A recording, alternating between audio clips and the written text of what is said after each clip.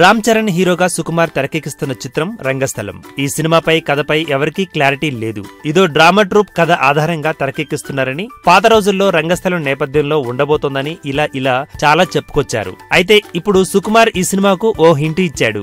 రంగస్థలం అంటే నాటకం కాదు, పల్లెటూరు. ఓ పల్లెటూరు కథే రంగస్థలం అన్నారు సుకుమార్. దీని వెనుక ఓ కథ కూడా చెప్పుకొచ్చారు. నాది పల్లెటూరు. ఆర్య విడుదల తర్వాత బన్నీ మా ఊరుకు వచ్చాడు. మా ఊరికి అప్పుడు బస్సు లేదు, ఇప్పటికీ లేదు.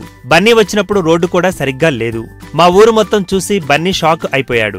ఇంత పల్లెటూరు నుంచి వచ్చి నువ్వు సినిమాల్లో ఉంటావా అని ఏడిపించేవారు. దాదాపు 25 ఏళ్లు మా ఊరి మట్టిలోనే ఉన్నాను.